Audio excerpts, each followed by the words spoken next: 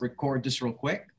Alright, so sabi po ng Biblia sa Efeso 1, versikulo 1, mula kay Pablo na apostol ni Kristo Jesus ayon sa kalooban ng Diyos.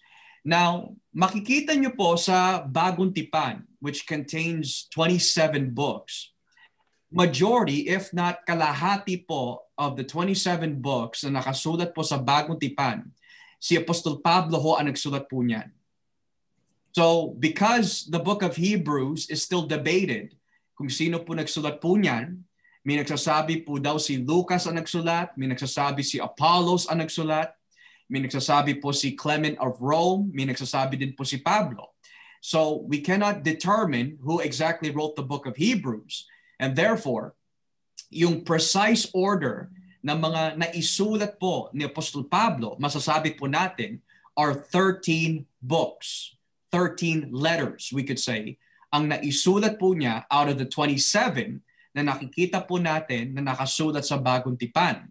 So tandaan po natin yan mga kapatid, 13 letters ang naisulat ni Apostol Pablo in the New Testament. Ngayon po, madalas po natin makikita sa 13 letters po na yan, yung pangalan po ni Pablo. And some might ask the question, sino po ba si Pablo? Because madalas, nababanggit po ng mga mangangaral, tignan niyo po si Apostol Pablo. O minsan maririnig niyo po si Brother Joshua. I would quote from the Apostle Paul. And sometimes you would ask the question, sino po ba itong Pablo na nakasulat sa Biblia? Sino po ba itong Pablo na binibigay nila Pastor John, Pastor Louis, Pastor Josh in their sermon? Sino po ba itong Pablo na ito? To give us an insight kung sino po itong Pablo po na ito mga kapatid, para whenever we're reading the New Testament, alam nyo na kung sino itong Pablo na ito, why he's so important, and why his teachings are so blessed, we could say.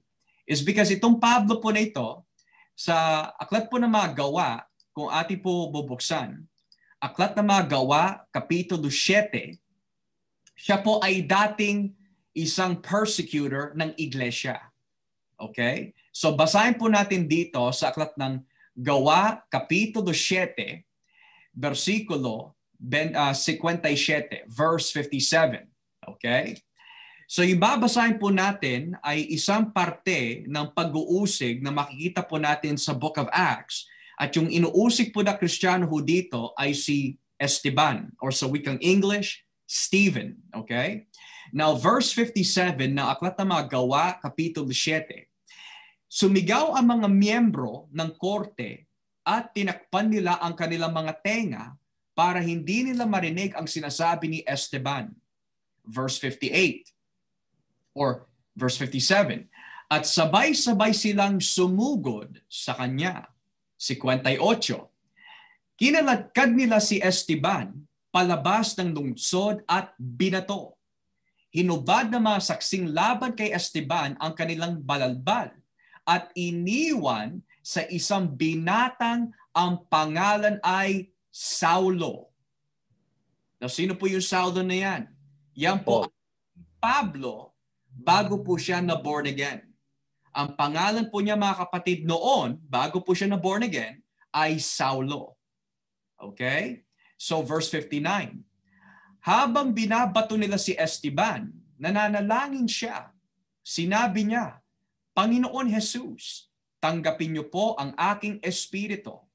Pagkatapos lumuhod siya at sumigaw na malakas, Panginoon, huwag niyong silang papanagutin sa kasalanang ito na ginawa nila. At pagkasabi niya nito, namatay siya. Amen? So notice, dito po sa narrative, binanggit po yung pangalan ni Saulo. Sabi po dito, may isang binatang ang pangalan ay Saulo.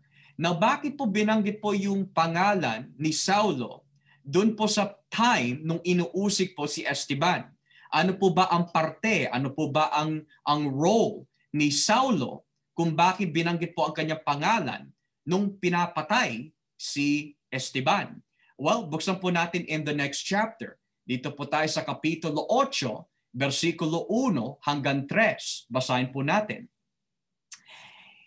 Inilibing si Esteban ng mga taong may takot sa Diyos at labis nilang siyang iniyakan. Mula noon, nagsimula na ang matinding pag-uusig sa mga mananampalataya sa Jerusalem. Kaya nagkawatak-watak ang mga mananampalataya sa buong lalawigan ng Judea at Samaria. Ang mga apostol lang ang hindi umalis sa Jerusalem. Si Saulo, again, nabanggit na naman po pangalan niya, na sumang-ayon sa pagpatay kay Esteban. So, yan pala po ang rason kung bakit nabanggit ang pangalan ni Saulo sa chapter 7. Siya ang, we could say, may authority at siya ang pasimuno, we could say, para patayin si Esteban, yung Kristiyano in the book of Acts. At ano pa po ba ang ginagawa ni Saulo? Well, basahin po natin ang versikulo 3. Sabi po dito, si Saulo na sumang-ayon sa pagpatay kay Esteban ay nagsumikap na wasakin ang iglesia. So yan pala po si Pablo noon. Siya ay isang persecutor of the church. Siya ang pasimuno sa pagpatay, we could say, kay Esteban. At siya ay, we could say, isang great persecutor upang wasakin ang iglesia, the Christian church, before. Therefore, si Esteban ay nagsumikap na wasakin ang iglesia, kaya pinasok niya ang mga bahay-bahay at dinakip ang mga mananampalataya, lalaki man o babae, at dinala sa bilangguan. So yan ang buhay ni Pablo noon. Bago po siya tinawag na Pablo, siya ay Saulo. Saulo of Tarsus. Amen? Now, the question might be, mga kapatid, bakit may authority po si Saulo na gumawa po ng ganyang mga bagay? Like, sino po ba siya?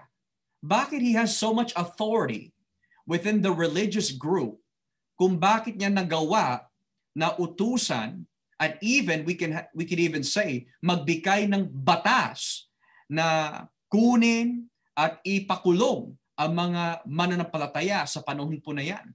Sino po ba itong Saulo na ito? Why does he have so much authority? Well, kung ating po babasahin po dito sa Aklat ng Mga Gawa, Kapitulo 22. Dito po tayo sa Mga Gawa, Kapitulo 22. At simulan po natin ang basa sa versikulo 2.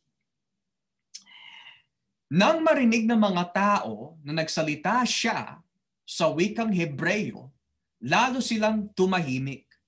At nagpatuloy si Pablo, okay, so born again na po siya dito, sa pagsasalita.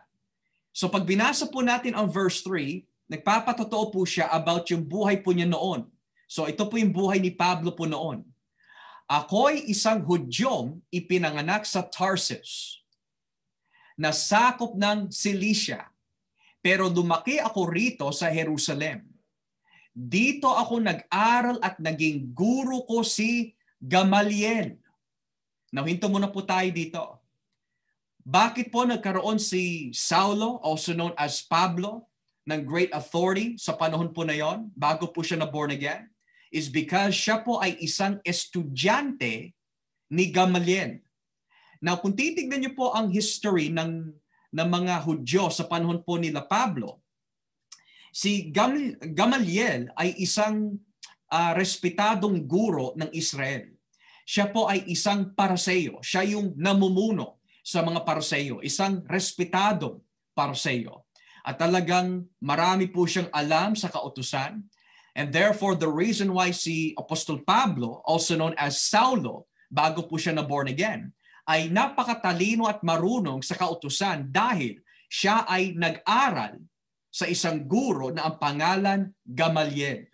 Isang respetadong, isang matalinong tagapagturo ng kautusan at siya ay kasama sa mga reliyosong Hudyo na tinatawag po na mga Pariseo. So sabi po dito ako nag-aral at naging guro ko si Gamaliel. Sinanay akong mabuti. So sino po nagsanay? Si Gamaliel. Sinanay akong mabuti sa kautusan na sinunod din ng ating mga ninuno.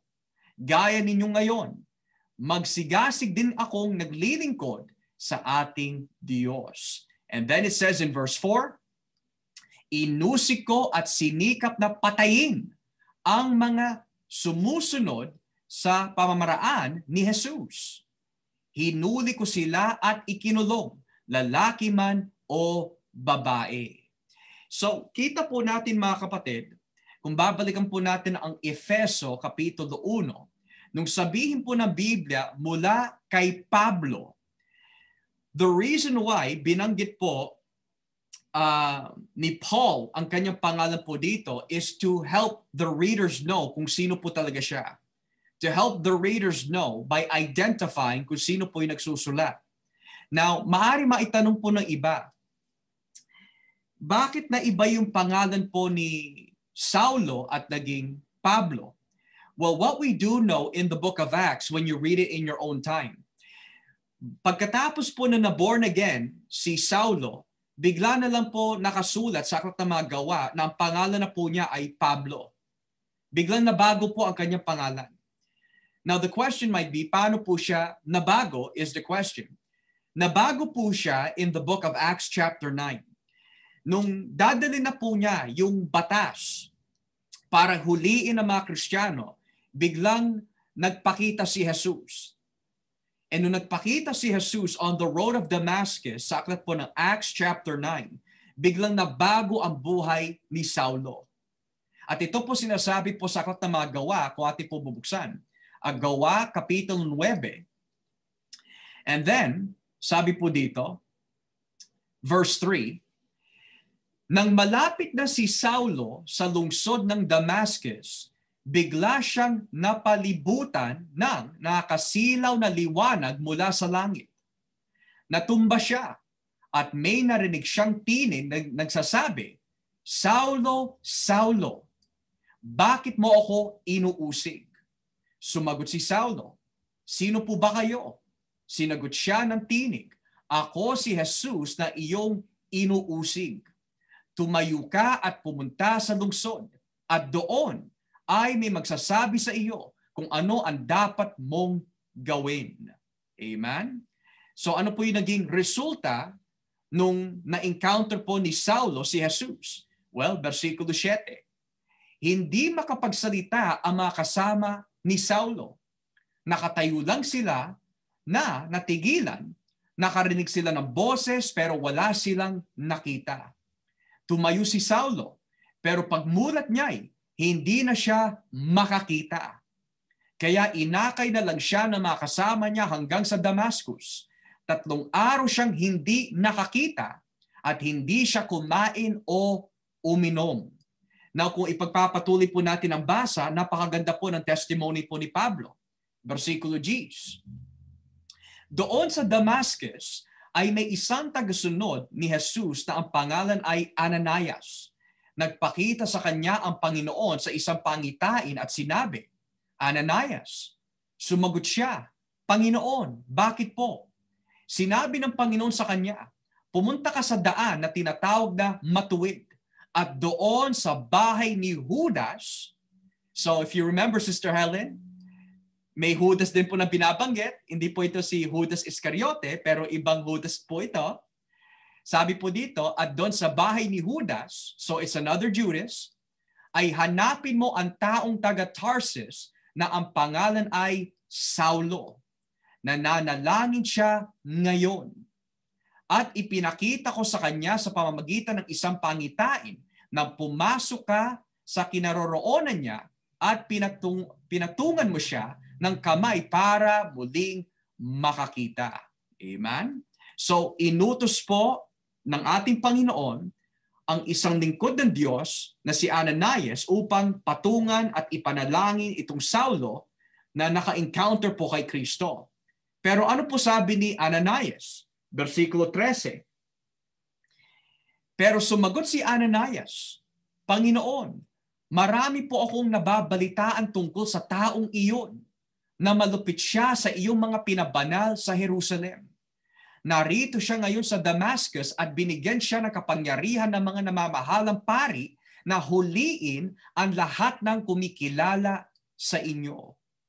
So ano po yung autoridad ni Saulo? Well, sabi ng Biblia, may kapangyarihan po siya na nanggaling sa mga namamahalang pari. At sino po yung guro ni Saulo? Si Gamaliel, isang respetadong guro at siya isang respetadong Pariseo. Okay? Verse 15.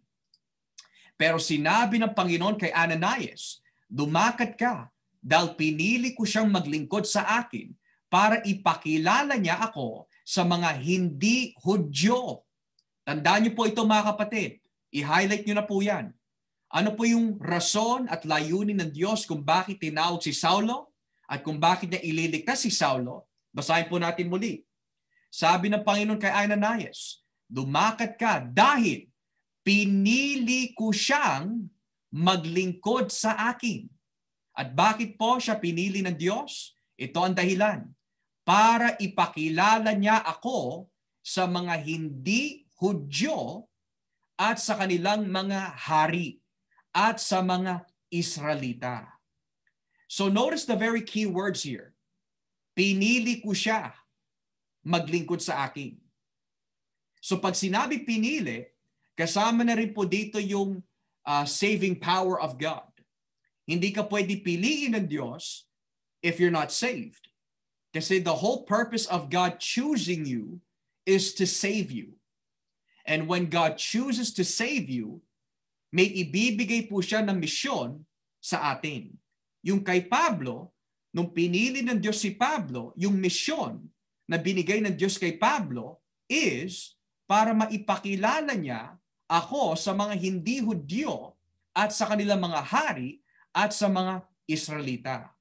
Kaya pala nasabi ni Pablo, dito po sa aklat ng Galatia, kung ating po bubuksan, Galatia, Kapitulo 1, versikulo 15, dito po tayo sa Galatia 1, versikulo 15, ang sabi po dito, patotoo po ni Pablo, ngunit sa awa ng Diyos, bago pa man ako ipanganak, pinili na niya ako at tinawag upang ihayag sa akin ang kanyang anak, para maipangaral siya sa mga hindi Hudyo.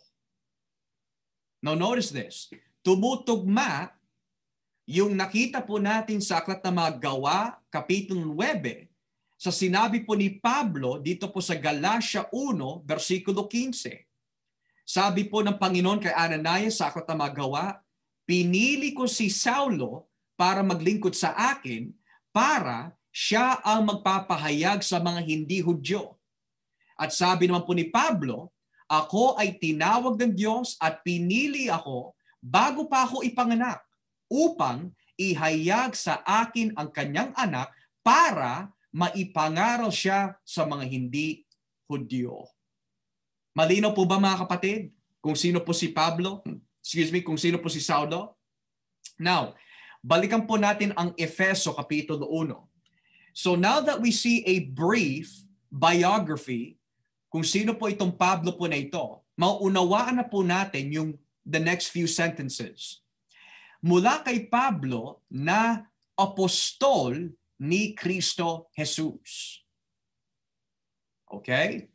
So, kilala na po natin si Pablo. Siya ay dating nang uusig sa iglesia. Siya ay dating nagpapakulong sa mga Kristiyano. At siya ay tinawag ng Diyos, niligtas ng Diyos upang ihayag si Jesus sa mga hindi Hudyo, sa mga hari, at sa mga Israelita. Ngunit, sabi din ng Biblia, itong Pablo ay ngayon apostol ni Kristo Jesus. Now, maitanong po na iba, Pastor, ano ibig sabihin po ng apostol? Kasi kung titignan po natin, iba-iba po ang ating mga kaloob. Di ba po na napag-aralan po natin last Friday, may kaloob po na pagiging apostol, may kaloob po ang isang tao na maging propeta, ang isa naman nangaawit, ang isa naman ay isang pastor, isang tagapagturo. So iba-iba po ang ating mga kaloob. So the question is, ano po ba ang apostol? Ano po ba ang gawain ng apostol? Ano po ba ang gampanin ng isang apostol? Well, tingnan po natin dito sa aklat ng Efeso, Kapitulo 4. Efeso 4, at limayin po natin maigi yung mga tawag at kaloob po na yan. Dito po tayo sa versikulo 11 ng Efeso Kapitulo 4. Okay? Let me know mga kapatid kung hindi po nagiging malinaw po sa inyo. Pero if it is, praise the Lord. Okay? Praise God. So dito po tayo sa Efeso Kapitulo 4, versikulo 11. Ang iba'y ginawa niyang apostol. So sino po yung apostol? Sila Pablo, sila Pedro. Okay? Kasama din po dyan si Juan.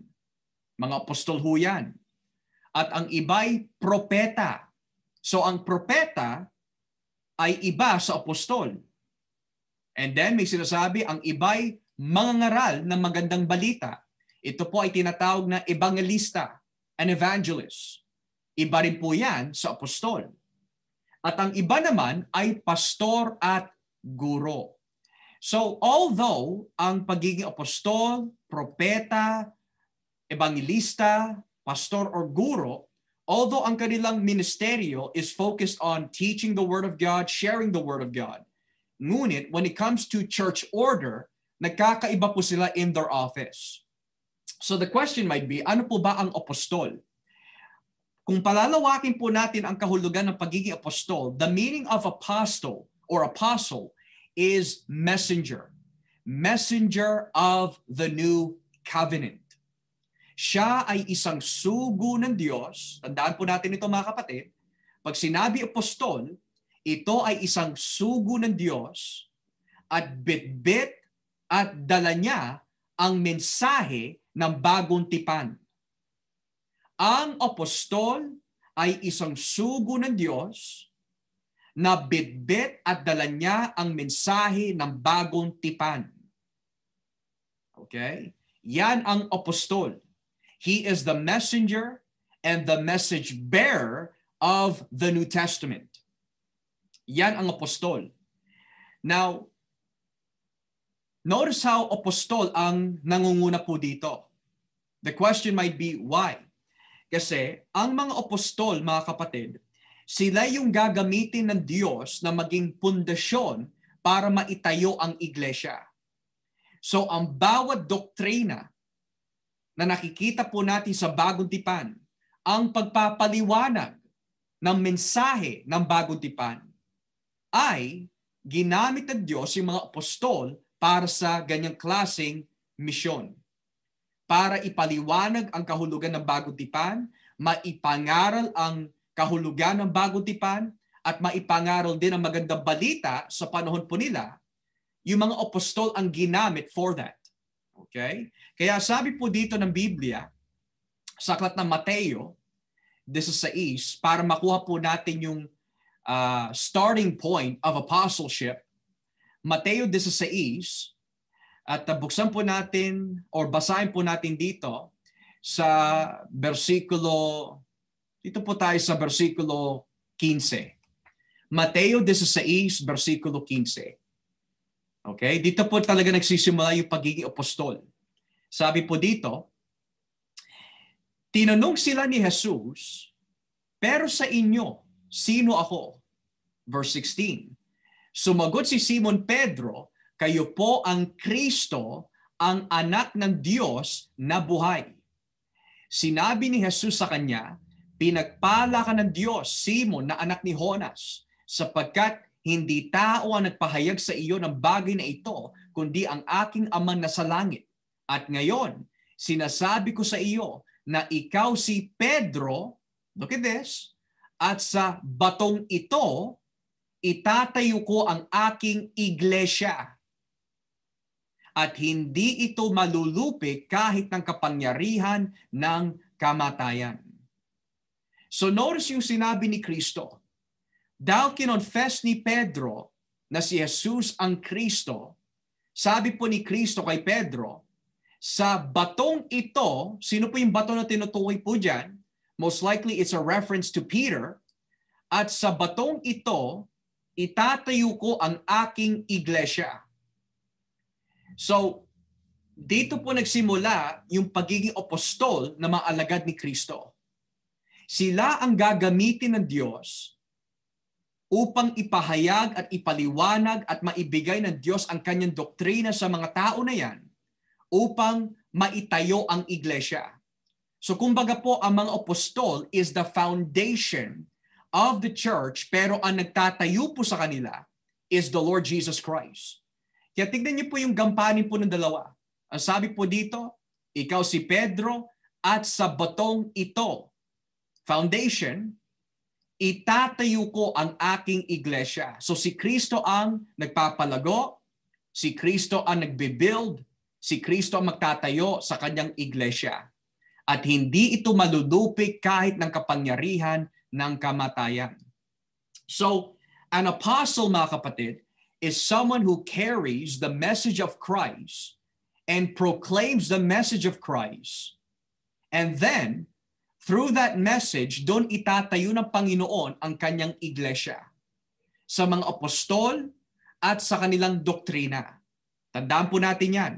Ang mga apostol, mga kapatid, ay mga sugo ng Diyos upang ihayag at maipaliwanag ang kahulugan ng bagong tipan sa panahon po ni Kristo. Okay? At sila ang gagamitin ng Diyos na maging pundasyon ng iglesia na itatayo ng ating Panginoon. Na bakit po sila gagawin pundasyon? Is because yung mensahe na kanilang dala at yung papaliwanag po nila about yung bagong tipan, yun ang magiging pundasyon ng church. Well, patunayan po natin yan. Basahin po natin dito sa aklat ng unang Korinto, Kapitulo 3, versikulo 9, verse 9, ng unang Korinto, chapter 3. Kami ni Apollos ay nagtutulungan bilang mga manggagawa ng Diyos. At kayo'y katulad ng bukirin na ipinasasaka sa amin ng Diyos. Maihahantulad din kayo sa isang gusali na kanyang itinatayo. Verse 10. At ako naman, bilang dalubhasang tagapagtayo, ang siyang naglagay ng pundasyon. Ayon sa kakayangan, ibinigay sa akin ng Diyos. Pagkatapos, iba namang manggagawa ang nagpapatuloy sa pagtatayo ng gusali. Ngunit, kailangan maging mag-ingat ang bawat nagtatayo dahil wala ng pundasyong maaari pang ilagay maliban sa nailagay na, at ito'y walang iba kundi si Hesukristo. So malinaw po yan, mga kapatid. Ano po yung trabaho ni Pablo bilang isang apostol? At sabi po niya, ako naman bilang dalubhasang tagapagtayo ang siyang naglalagay ng pundasyon ayon sa kakayanang ibinigay sa akin ng Diyos. At ano po yung pundasyon o yung mensahe na magiging pundasyon ng iglesia? Versikulo 11. Dahil wala ng pundasyon maaari pang ilagay, referring to the message and foundation of the church, maliban sa nailagay na, at ito'y walang iba kundi si Hesukristo. Amen? And then another passage I want to show you, dito po tayo sa aklat ng Efeso, Kapitulo 2. Efeso, Kapitulo 2, versikulo 20. Okay? Ephesians chapter 2, verse 20. Mga kapatid, give me a hands or a thumbs up kung ito ay nagiging malinaw po sa inyo. Efeso 2, versikulo 20. Okay? Ito po sinasabi. Tayong mga mananampalataya ay katulad ng gusali na ang mga haligi ay ang mga apostol, notice this, at mga propeta, at ang pundasyon ay si Kristo Jesus. So, sa wikang English, kung babasahin po natin sa wikang English, sa NASB of Ephesians chapter 2, ito po sinasabi in the NASB. Sabi po dito, having been built on the foundation of the apostles and prophets, Christ Jesus himself being the cornerstone. So dahil po ang mga apostol ang ginamit ng Diyos to be the foundation of the church and their doctrine and their belief in Christ, tignan niyo po yung naging reward, we could say, ng mga apostol na ginamit ng Diyos in the future. Ito po magiging reward po nila. Atin po basahin po dito sa aklat ng Revelation chapter 21. Dito po tayo sa Revelation chapter 21, versikulo 14. And then babasahin din po natin sa wikang Tagalog right afterwards. So ito po ang naging reward, we could say, in the new heaven, new earth for the apostles. Ito po ay tumutukoy sa New Jerusalem, bagong Jerusalem. Tignan po natin.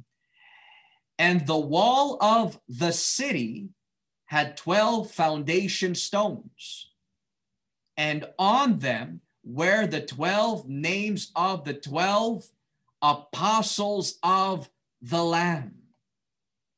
So not only na ginamit ng Panginoon yung mga apostol para maging pundasyon for the church to understand the doctrines of the New Testament, pero sabi ng Biblia, the reward that Christ will give them one day, their names, ang sabi po ng Biblia, were upon the wall of the city, sabi po, and on them were the 12 names of the 12 apostles of the Lamb. Okay? Now, pag sinabi 12 apostles, di po ba tinraidor ni Judas Iscariot si Jesus? Pero hindi na po siya kasama dito. Dahil kung babasahin niyo po ang aklat ng mga Gawa, Kapitulo 1, nung namatay po si Judas Iscariot, nung siya ay nagpakamatay, may isa na pumalit po sa kanyang pwesto. At yan po ay si Matthias. Okay? So most likely si Matthias ang 12 apostle na binabanggit po dito. So nevertheless, balikan po natin sa wikang Tagalog, yung pinag-aaralan po natin sa Efeso Kapitulo 2, versikulo 1. Okay? O chapter 1 pala, versikulo 1.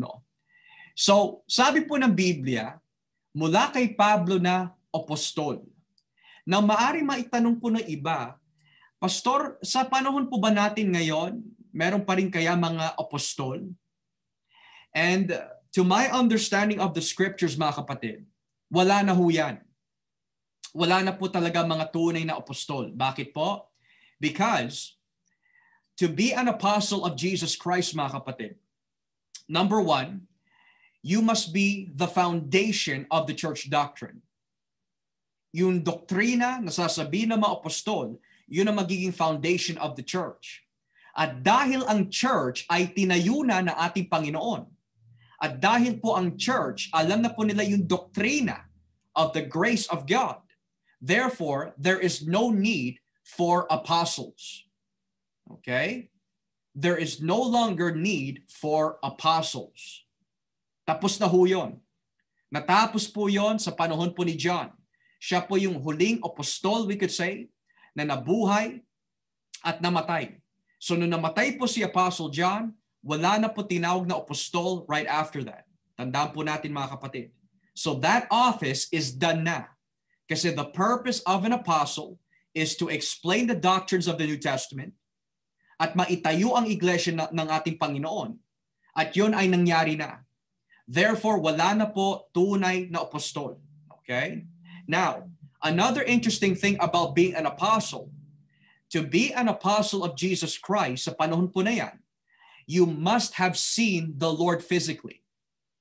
To be an apostle of Jesus Christ, you had to be someone that has been with the Lord, has seen the Lord, and has been commissioned or inutos ng Panginoon to be an apostle of His. Well, patunayan po natin yan, na ganyan nga ang kailangan na requirement para maging apostol. Well, basahin po natin dito sa aklat ng unang Juan. Dito po tayo sa unang Juan. At tignan po natin sa sinasabi po ni Apostle John. Unang Juan, Kapitulo 1, versikulo 1. Unang Juan, Kapitulo 1, versikulo 1. Basahin po natin.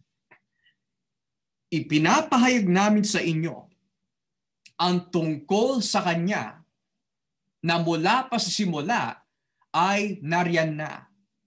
Look at this. Narinig namin siya. Nakita't napagmasdan ng sariling naming mga mata. At nahawakan pa namin siya. Siya ang salita ng Diyos na nagbibigay ng buhay na walang hanggan. So ulitin ko po, what is the requirement of true apostleship para mapatunayan na ikaw ay isang apostol na tinawag ni Kristo para maging apostol? Sabi po ni John, narinig namin siya, nakita't napagmasdan ng sarili naming mga mata, at nahawakan pa namin siya. So pag sinabi apostol, ito po yung mga tao that has been with Christ physically nung siya ay nagkatawang tao, nakasama nila si Kristo, narinig nila si Kristo, tinuruan sila ni Kristo, nakasama po nila si Kristo from His starting ministry hanggang siya ay namatay at maipako sa krus. Now si Pablo naman is a different story because although siya ay tinawag na apostol, pero nakita din po niya ang Panginoon, and by nakita niya yung liwanag ng Diyos, at mismo ang Panginoon ang nag-utos po sa kanya na siya ay maging apostol. Kaya yung statement po ni Pablo, kung babalikan po natin ang Efeso Kapitulo 1, versikulo 1, mula kay Pablo na apostol ni Kristo Jesus. So itong sulat ni Pablo, mga kapatid, has authority. Talagang pakikinggan po ang kanyang letter. Kaya nung sabihin po ni Pablo na siya ay apostol, the Christians knew in those days what that meant. Ito ay isang sugo ng Diyos na magpapaliwanag yung kahulugan at doktrina ng bagong tipan. Kaya we could say may heaviness, may kabigatan, may authority yung kanyang letter because siya ay isang apostol. Well, paano po natin mapapatunayan that if you are an apostle, may mabigat na letter po yan. May mabigat and authoritative instruction po yan. At yan po ang katiyakan na talagang ito ay sugo ng Diyos. Well, yung very words na ako ay si Pablo na apostol ni Kristo Jesus, ganyan na ganyan din ang lingwahe na nakikita po natin sa mga ibang apostol sa bagong tipan. Basahin po natin dito sa 1 Pedro, Kapitulo 1. 1 Pedro, Kapitulo 1, versikulo 1. Basahin po natin. 1 Pedro, Kapitulo 1, versikulo 1. Ang sabi po dito, mula kay Pedro na apostol ni Hesukristo. Ulitin ko po. Mula kay Pedro na apostol ni Hesukristo. So every single time na binabanggit po ng mga apostol ni Kristo, who they are and their office, there's an authority to that letter. There is an authority to that letter. Now, just to give an example, mga kapatid, yung ganyang klaseng authority in the church ay maihantulad po natin sa isang prime minister na nagbibigay ng sulat sa mga Canadian citizens. May authority po. So in the Christian church, pag sinabi, ako ay si Pedro, apostol, o ako si Pablo, apostol ni Kristo Jesus, may authority po yung letter na yan. And pag may authority po yung letter na yan, mga kapatid, sigurado, not only is it authentic, pero at the same time, pakikinggan ng mga Kristiyano at babasahin ng mga Kristiyano yung isinulat ng mga apostol. Bakit po? Ang apostol ang ginamit ng Diyos na maging pundasyon ng iglesia, and through their doctrine and through their teaching, itatayo ng Panginoon ang kanyang church. Kaya tingnan niyo po ang naging ugali ng unang church sa Aklat ng Mga Gawa nung sila ay nabuksan. Basahin po natin dito in the book of Acts chapter 2. Mga Gawa, Kapitulo 2. Gaano po ba katindi ang authority ng mga apostol na binigay sa kanila ng Panginoon? Acts chapter 2, okay? And simulan po natin dito sa versikulo 40, verse 40. Acts chapter 2, verse 40. Basahin po natin. Marami pang ipinahayag si Pedro para patunayan sa kanila ang kanyang sinabi. At hiniling niya sa kanila, iligtas ninyo ang iyong sarili sa masamang henerasyong ito. Verse 41.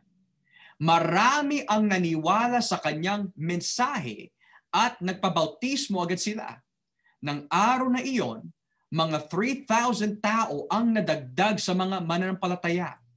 Naging masigasig sila sa pag-aaral, look at this, sa pag-aaral ng mga itinuturo na mga apostol. Amen? So nung sila ay nabuksan, sabi na Biblia, naging masigasig sila sa pag-aaral ng mga itinuturo ng mga apostol. So nanatili po sila sa doktrina ng mga apostol. Nag-aral po sila sa tinuturo at yung mga doktrina ng mga apostol. So yan ang, we could say, gawain ng early church in the book of Acts. When they got saved, nagpatuloy po sila sa doktrina ng mga apostol. At bakit po sila nagpatuloy? Sapagkat ang doktrina ng mga apostol ang nagpapaliwanag yung kahulugan ng kanilang kaligtasan. Sila din ang nagpapaliwanag ng kahulugan ng bagong tipan at kung sino si Jesus. Amen? Kaya, kung babalikan po natin muli, ang Efeso 1, versikulo 1, ang kahulugan ng pagiging apostol, mga kapatid, tatandaan niyo po yan lagi, they are the messengers of the new covenant. They are the messengers of God with the new covenant.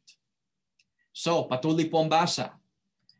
Mula kay Pablo, na apostol ni Kristo Jesus, ayon sa kalooban ng Diyos. Amen? Ayon sa kalooban ng Diyos. So kung may magtatanong, Pastor, pwede po ba ako maging guro? Pwede po ba ako maging pastor? Pwede po ba ako maging propeta? Pwede ba ako maging diokano o dayokano? Pwede po ba ako maging ganito o ganyan? Ang masasabi ko lang po sa inyo mga kapatid, kung ano man yung kaloob na binigay sa atin ng Panginoon, ibinigay sa atin ng Diyos yung kaloob na yan dahil yan ang kalooban ng Diyos para sa atin. Hindi lahat ay pastor, hindi lahat ay katulad po nila Sister Jamie na umaawi. Hindi lahat ay deacons. Hindi lahat ay musikero, we could say, in the church. And the reason why not everyone is the same is because it all depends ayon sa kalooban ng Diyos. So si Pablo ay naging apostol dahil ito ang kalooban ng Diyos. So, ang matututunan po natin dito mga kapatid, gusto ko rin po pagpatuloy po itong mahal kong mga pinabanal sa Efeso, God willing next time kasi may maganda po tayo mapag-aaralan po dito eh. That has a lot to do with the manuscripts and technical side. Pero kung ipagpapatuloy ko po ito, lalampas na po tayo sa oras nila Pastor John. So dito po tayo when it says, mula kay Pablo na apostol ni Kristo Jesus ayon sa kalooban ng Diyos, ang matututunan po natin dito mga kapatid is that kahit na si Pablo ay isang masamang tao na pumapatay at nagpapakulong ng maraming mga Kristiyano, tinawag at ginamit po siya ng Diyos. Ito nagpapakita ho sa atin mga kapatid na kahit anong sama ng tao, basta siya ay pinili ng Diyos, tinawag ng Diyos upang maligtas, walang imposible sa Kanya. Kayang-kaya siyang gamitin ng Panginoon ayon sa Kanyang layunin and purpose.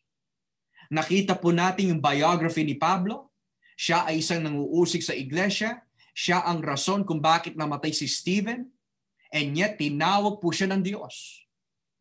At aalamin po natin as we study throughout the next Fridays to come, ano po yung layunin ng Diyos kung bakit po tinawag si Pablo? Layunin ng Diyos kung bakit po niya tayo tinawag? What is God's goal in all of this? Aalamin din po natin yan when we study the book of Ephesians chapter 1. Pero what I do want to share with you bago po magtapos, the next time that you read mula kay Pablo, or next time you read or hear the name Pablo, na apostol ni Kristo Jesus, remember who he was before at paano siya binago ng Diyos. And also remember yung kahulugan of the meaning of apostle. And later on, when we study more about this in the next weeks to come, aalamin po natin yung mensahe ni Pablo na binigay sa kanya ng Diyos para ibigay sa mga Kristiyano sa Efeso.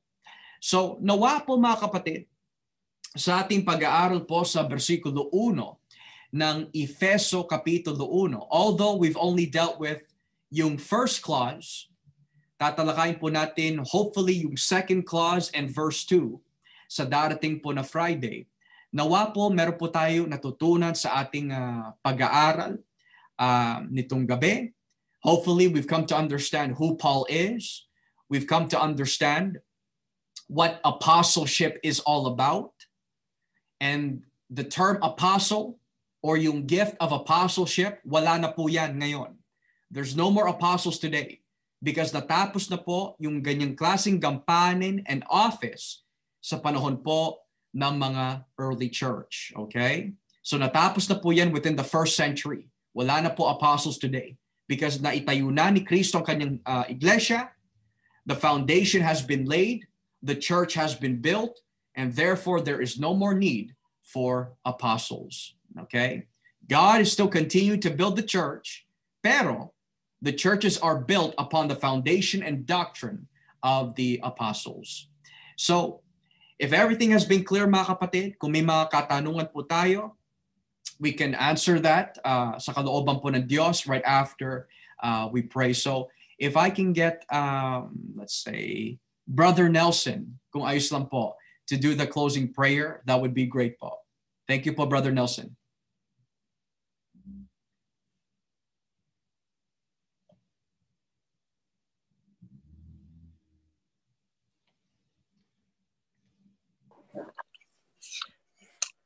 Panginoon, salamat po sa